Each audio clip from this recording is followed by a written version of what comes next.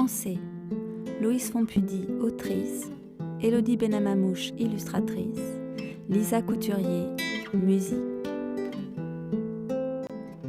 À chaque son, tu peux tourner la page. Au pays merveilleux. Il était une fois un royaume extraordinaire où vivaient un roi et une reine. Tous y étaient en paix, comblés par l'amour et la joie. Les jardins sentaient bon le parfum des fleurs écloses. Les jardiniers, sifflant en canon avec le chant des oiseaux, labouraient la terre sans relâche et semaient les graines avec un profond respect pour la nature. La vie était rythmée par les saisons, récoltant tous les fruits et légumes offerts du jour. Une nuit de pleine lune, le roi fut réveillé par un songe terrible. Un taureau aux gigantesques cornes d'or et au regard perçant fonçait sur lui. Inquiet de cette vision, au petit matin, il en parla à ses fidèles servantes Rose et Martha. « C'est une merveilleuse nouvelle, cher roi. La reine est enceinte, dit Rose. « C'est mauvais signe, mon roi. Une puissance vous détruira. Prenez garde à la colère des cieux, dit Martha. » Heureux de la joyeuse nouvelle, le roi et la reine écartèrent de leur esprit les paroles effrayantes de Martha. Un rêve étrange. La reine, enceinte, ressentit une profonde mélancolie pendant le dîner. Elle quitta la salle pleine de monde et partit se coucher sans comprendre sa peine. Au milieu de la nuit, elle fut réveillée par un rêve étrange. Un rouge-gorge sortait de son ventre. Craignant de susciter l'inquiétude, elle n'en dit mot à personne. Le soleil se levait de plus en plus tôt. Le printemps était enfin là. Au château, les cuisiniers préparaient de bons repas. Les marmites chauffaient nuit et jour pour des festins divins. Les couturières se hâtaient de coudre les tissus en soie et de tricoter la laine. La joie faisait danser les aiguilles, qui brodaient de fils d'or et d'argent les vêtements de l'enfant.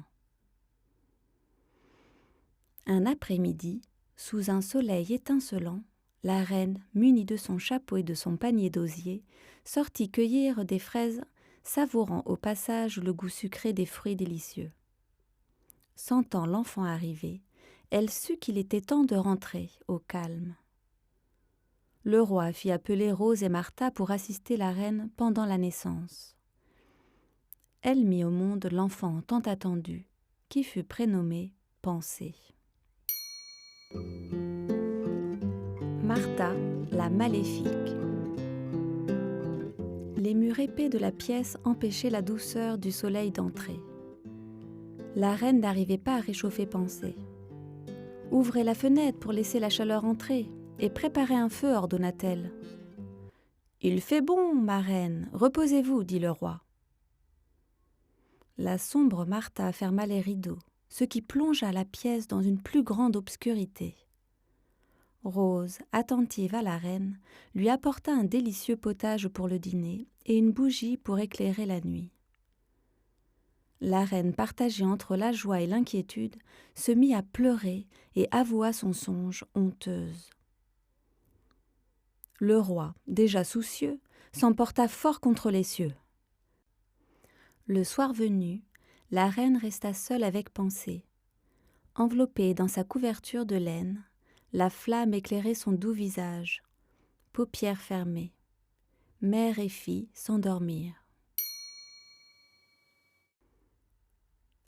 Dans la nuit, tout le château fut réveillé par le bruit du tonnerre.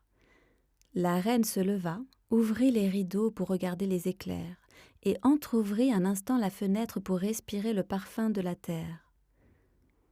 Un papillon entra et se posa sur la belle enfant. Le roi sortit dans la cour et fut touché par la foudre. Ses hommes le transportèrent à l'intérieur du château.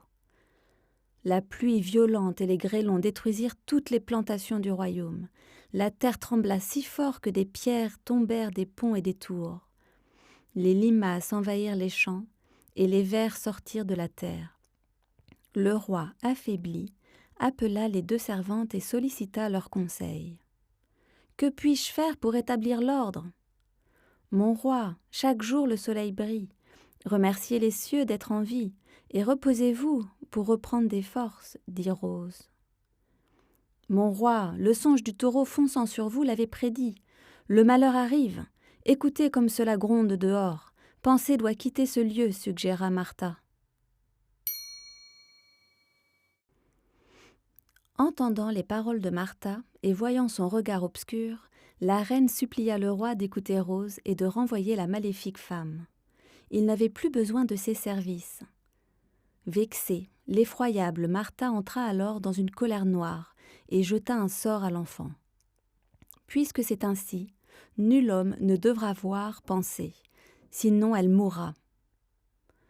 La magie de Rose n'était pas assez puissante pour annuler le sortilège.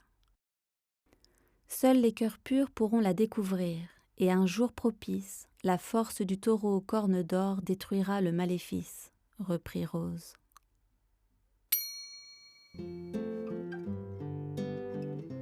Les bois noirs. Le roi, horrifié par le sortilège, renvoya Martha.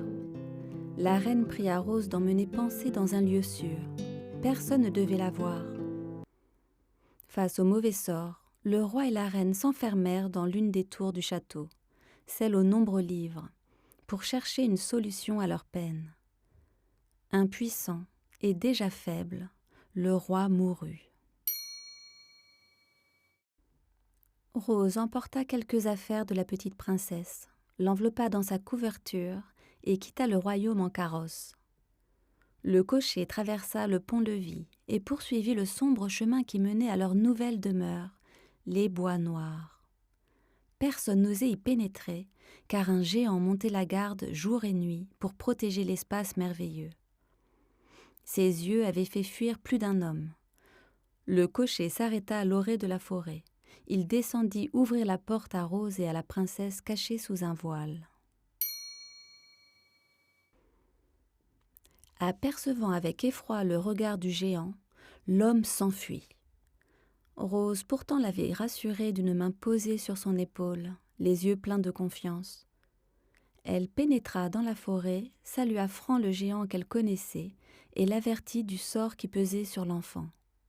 Elle marcha sur le chemin, trouva le joli framboisier et prit un passage caché pour arriver au cœur des bois. Il y avait là une maisonnette remplie de toiles d'araignée, pleine de trous dans les planches rongées par les vers et garnie de nids d'oiseaux. Au son des pas, les écureuils, les lapins et les cerfs partirent vite se cacher derrière les feuillages. Elle poussa la porte. En un souffle, tout devint propre et lumineux. Rose déposa l'enfant dans un lit d'osier. Un oiseau bleu sortit de son nid et vint se poser sur le berceau. Les paupières lourdes, Pensée plongea dans un sommeil profond.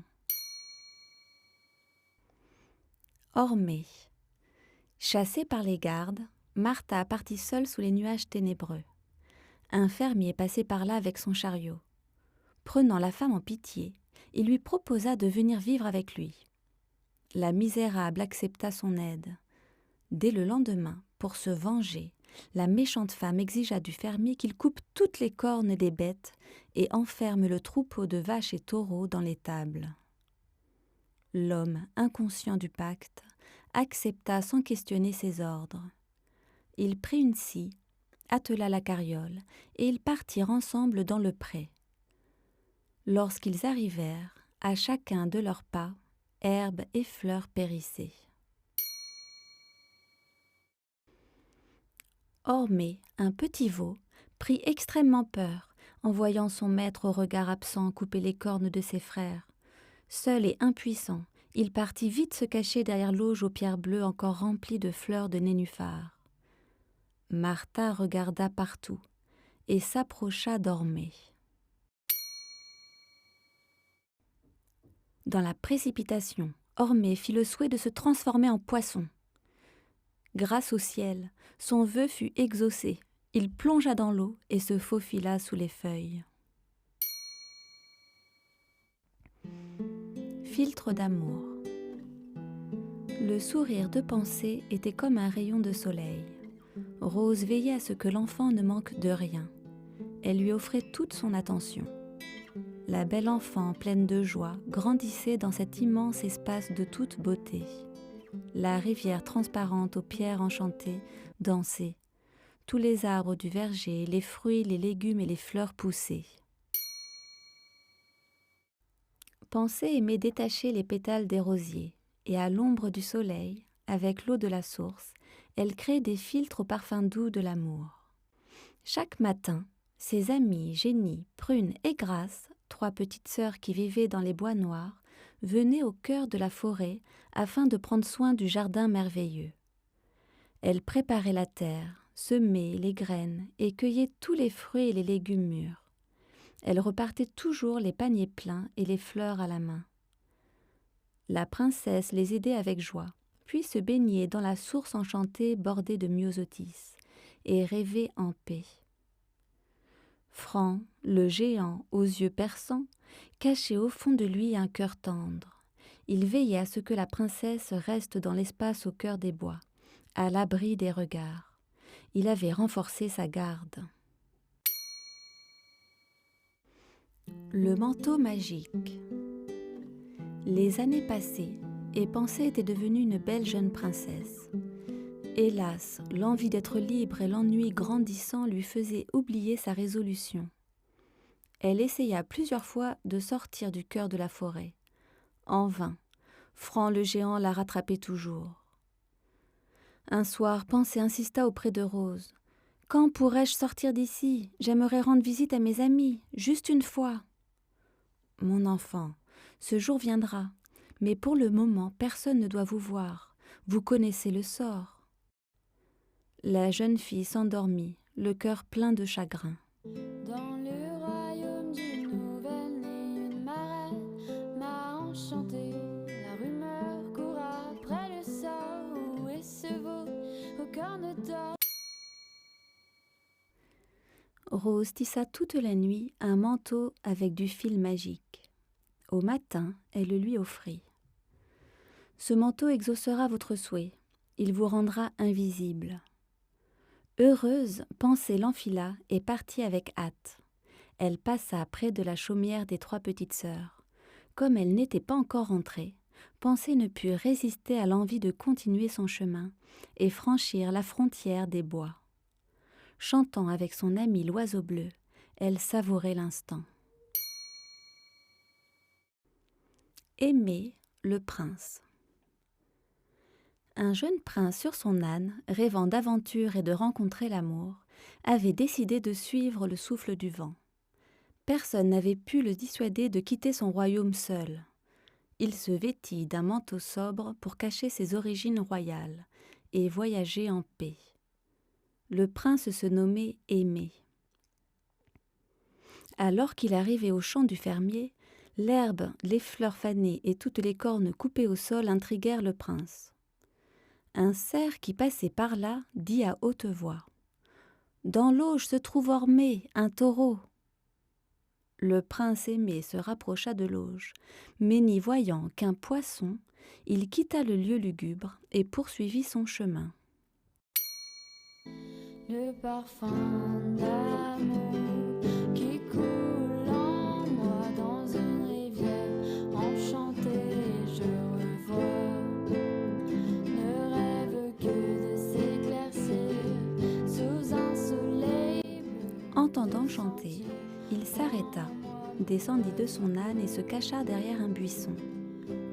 Conquis par la voix, il voulut s'avancer. Une branche craqua. Pensée, le souffle coupé de voir le prince, ne fit plus aucun bruit.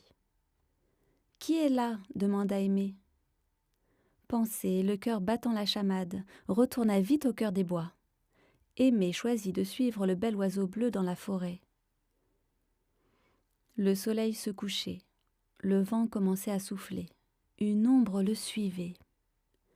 Un orage éclata, l'âne ne voulait plus avancer. Le prince dut se résoudre à poursuivre son chemin à pied.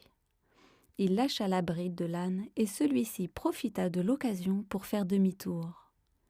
Aimé, sous les trombes d'eau, ne voyait plus rien. Il tomba. Les 3 petites sœurs. Comme chaque matin, Prune allait ramasser les œufs avant de se rendre au champ. Quelle ne fut sa surprise de découvrir le jeune homme allongé dans le poulailler. Son visage et son manteau étaient couverts de boue et de plumes. Elle courut vite prévenir Génie et Grâce. Tout juste réveillées, les 2 petites sœurs s'avancèrent. Grâce chuchota. « Prune, va chercher une casserole d'eau et un linge. » Grâce nettoya le visage d'Aimé, qui se réveillait. Il se releva brusquement. « Qui êtes-vous ? Où suis-je ? demanda-t-il. Elles reculèrent. Voyant l'épée et la beauté du prince au charme céleste, elles retrouvèrent leur calme. Génie lui répondit. « Nous sommes les 3 petites sœurs, et vous êtes dans les bois noirs où personne ne doit pénétrer, car un géant monte la garde. » Le prince, caché au sein de la chaumière, se présenta. Conquises par le charme d'Aimé, les 3 sœurs Génie, Prune et Grâce rangèrent et nettoyèrent leur demeure. Il y avait des plumes, des pétales de fleurs et des coquilles d'œufs partout sur le sol, ainsi qu'un tas immense de vaisselle sale et du linge en pagaille. Le logis enfin propre, elles devaient partir travailler au champ. Génie proposa à Aimé de se reposer jusqu'à leur retour et de rester pour le dîner, s'il promettait de ne pas quitter la maison. Le prince accepta volontiers. Les 3 petites sœurs étaient si mignonnes. Pensée enfila son manteau pour faire la surprise à ses amis. Elle frappa à la porte. Le prince ouvrit, mais ne voyant personne, referma aussitôt. Confuse de retrouver l'homme qu'elle avait rencontré, Pensée regarda par la fenêtre. Apercevant l'oiseau bleu sur le rebord, le prince sortit pour le voir de plus près. Le géant passait par là. Aimé courut chercher son épée pour le confronter. Mais dans la précipitation, la princesse attrapa un bâton et tapa fort sur la tête d'Aimé. Et elle repartit vite. Rentrant des champs, les paniers pleins, les petites sœurs trouvèrent Aimé au sol. « Son cœur bat !» s'exclama Génie, soulagée. Le prince se réveilla et raconta ce qu'il s'était passé sans comprendre qui lui avait donné un coup sur la tête. Les petites sœurs sourirent. Le matin même, Rose leur avait parlé du manteau transparent de Pensée. Au crépuscule, après le délicieux dîner, Aimé demanda pourquoi les prés étaient recouverts de cornes. Grâce conta l'histoire de Pensée et du sort jeté par Martha. À cet instant, Aimé ne cessa de penser à la princesse et à retrouver le taureau aux cornes d'or. À la nuit noire, les yeux profonds du géant illuminaient les bois. Aimé, qui regardait par la fenêtre, resta confiant. Soudain, il se rappela les mots du cerf. Le lendemain, le prince se prépara pour quitter les bois. Grâce lui offrit un petit pot du philtre de Pensée au parfum de rose. Les cornes en or. Voyant les 3 petites sœurs partir au cœur des bois, le prince ne put résister à son instinct. Pensée était là-bas. Il décida de les suivre pour connaître le chemin. L'épée en main, il s'enfonça dans les bois, suivant leurs traces. Plus il avançait, plus les arbres et les buissons devenaient épais, et il les perdit bientôt de vue. Apercevant le géant au loin, il s'abaissa. « Le passage est proche, vers le framboisier, dit un lézard vert au sol. » Le prince le remercia pour son aide. Saisi de désir, il trouva le passage et reconnut la voix qu'il entendait chanter au loin. Mais d'une seule main, le géant l'attrapa et le ramena à la sortie des bois. Mécontent, Franc le géant repartit monter la garde. Aimé retrouva l'auge aux pierres bleues du lugubre pré. Tandis qu'il se penchait pour voir de plus près le poisson, le pot du parfum de rose tomba sur les pierres et se brisa. Le philtre se renversa dans l'eau. En un instant, la bête innocente reprit sa forme, et le prince se retrouva face à Ormé, un vaillant taureau aux magnifiques cornes d'or. Attendant ce jour depuis longtemps, il fonça de toute sa puissance sur les portes fermées de l'étable. Une fois celles-ci ouvertes, le prince libéra toutes les bêtes des chaînes du mal. Le bruit fit sortir Martha. « Quel est tout ce raffut » cria-t-elle. Elle était déjà cernée par tout le troupeau, et l'épée du prince aimé. D'effroi et de colère de voir les cornes en or d'Ormé, elle quitta le pays.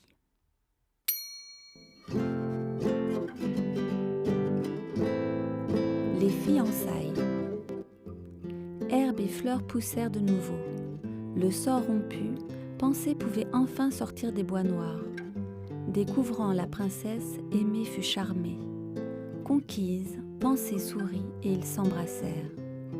La princesse assise sur Ormé, les amoureux prirent la route vers le royaume.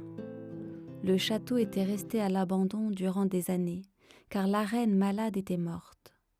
À la vue de Pensée, tous se mirent au travail pour remettre de l'ordre et fêter le retour de la princesse. Génie, Prune et Grâce se transformèrent pour l'occasion en 3 magnifiques papillons, et Rose resta au service des jeunes fiancés. Unis, ils rayonnaient d'amour. Au sein du royaume, Aimée et Pensée vivaient des jours heureux. Chaque jour, les jardins sentaient bon le parfum de Rose. Les jeunes amoureux se préparaient pour partir en voyage. Il était temps pour Aimée de retrouver son pays et de présenter Pensée au sien. La princesse courait partout pour vérifier si tout était prêt, car le départ était prévu au lever du jour. Les chevaux attelés au carrosse attendaient patiemment, prêts à galoper à travers le souffle du vent. Le nouveau monde. Au soleil couchant, un carrosse vint au château. Aimée reconnut celui de ses parents. Il courut vite ouvrir la porte. Une femme vêtue de noir descendit les marches. Elle annonça à Aimée qu'il devait rentrer. La reine, sa mère, souffrait. Tous l'attendaient depuis tant d'années. Le prince, pris de remords, s'excusa de son absence et fit part aussitôt de son retour prévu, montrant sa bague en or. Martha, rajeunie, pour tromper Aimée, retint sa rage et lui dit « Chère Aimée, votre mère m'a donné son anneau en diamant. Passe-le donc à votre doigt. » Il reconnut la bague, mais aussitôt passée à son doigt, le prince perdit son âme. Sans même prévenir sa dulcinée, ni même se retourner, il monta dans le carrosse. Pensée regarda par la fenêtre et accourut pour les retrouver. Elle fit un signe à Aimée, désirant comprendre où il partait. Le prince, perdu, ne fit aucun geste. Pensée apercevant la femme ne pouvait reconnaître la méchante Martha. Déjà partie, Pensée trouva au sol la bague brillante d'Aimée. Les larmes coulaient, elle avait le cœur brisé. Rentrée au château, elle prit une chaîne et mit l'anneau. Elle le porterait à son cou le temps du voyage. Elle prévint Rose qu'elle partait. Celle-ci la pria d'emporter son parfum. Sans réfléchir au danger, la belle quitta le château sur son cheval noir. Elle galopa droit vers sa destinée, avec pour seul compagnon son ami l'oiseau bleu. Perdue dans ce nouveau monde, la princesse poursuivait son chemin. Mais où était donc partie Aimée ? Au fond du puits. Arrivée à proximité d'une plage, Pensée descendit de son cheval. Une canne, en promenade avec ses 9 canetons, lui dit « Si vous cherchez le carrosse d'Aimée, continuez donc par ici, vous le trouverez en son pays. L'oiseau bleu vous guidera, chère princesse. » Pensée la remercia pour son aide, remonta sur son étalon et partit droit dans la nouvelle direction. Le cheval galopa jour et nuit. Arrivée au pays, elle aperçut au loin le royaume d'Aimée. Empruntant un passage à l'abri des regards, Pensée s'approcha au plus près du château. Les lumières illuminaient la nuit. On entendait la musique et des éclats de rire. Voyant par la fenêtre Aimée danser, Pensée le cœur plein de chagrin fit demi-tour. Devant la grille fermée, 2 gardes l'attendaient et l'amenèrent devant la femme vêtue de noir. Elle donna l'ordre de jeter Pensée au fond du puits tari du jardin, là où personne ne pourrait la retrouver. Elle regarda Pensée et lui dit « Vous mourrez, personne ne vous connaît en ce lieu. Aimée vous a oublié et tout le monde croit que je suis sa bien-aimée. Garde, attrapez l'oiseau bleu, enfermez-le dans cette cage dorée. » La princesse au fond du puits essaya de remonter, en vain. Seule dans le noir, elle perdit tout espoir. Pensée implora les cieux de lui venir en aide. « Comment puis-je sortir du puits ?» demanda-t-elle en pleurant fort. « Tout est possible. » La princesse s'assoupit, pensant à tous ses amis. Loin de là, Rose entendit son appel, et accompagnée des 3 petites sœurs, elle partit sur le champ à pas de géant. C'est ainsi que la terre trembla. D'une main puissante, Franc le géant remonta la princesse endormie. Réveillée, Pensée sauta de joie. Rose, Franc, Génie, Prune et Grâce étaient là. Tout était possible maintenant. Franc ouvrit les portes du château et poussa les gardes. Rose et les 3 petites sœurs allèrent immédiatement libérer l'oiseau bleu. Martha enragea d'être dérangée. Elle hurla si fort que les fenêtres des pièces se brisèrent toutes. Pensée continua de s'approcher d'elle, parfum à la main, et l'odeur pénétra son cœur.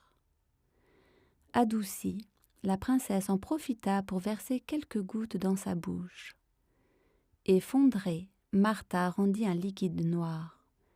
Libérée de sa force lugubre, elle se transforma en une vieille femme vulnérable. Tous les hommes du château reprirent leur esprit. La bague au doigt d'Aimée n'avait plus d'effet. Il l'enleva, se demandant ce qu'il faisait là. Pensée lui conta toute l'histoire, décrocha la chaîne de son cou et lui remit son anneau. Fière, Aimée présenta Pensée à tous. Le mariage célébré, ils dansèrent des jours entiers. La princesse était comblée. Elle portait une robe de rose blanche brodée de diamants. Avant de rentrer, Franc le géant retira les pierres du fond du puits. À présent, plus rien ne bloquait le passage de l'eau claire. Le puits était rempli. Aimée remonta le seau et Pensée but l'eau de la source. Pleins d'amour en eux, les jeunes rois et reines vécurent heureux. Unis, ils partagèrent avec joie et aisance leur gratitude et leur gloire. Quant à Ormée, tranquille dans le pré fleuri du royaume, il broute encore l'herbe fraîche en paix.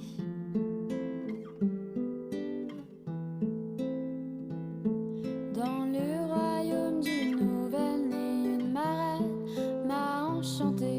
La rumeur court après le sort. Où est ce veau aux cornes d'or? Mon manteau transparent au vent. Je suis libérée un instant. Les cornes tombées, coupées, toutes sales sans bouger. Je nage dans ma peine. Le parfum d'amour qui coule en moi dans une rivière enchantée. Je revois ne rêve que de s'éclaircir sous un soleil bleu, de sentir en moi mon oiseau bleu. Quel est ce monde tout effané? Y a-t-il des fleurs à respirer? Mystérieux myosotis qui s'effile sur ma police. Impossible d'échapper de ce lieu aux mille beautés. La saveur des roses, des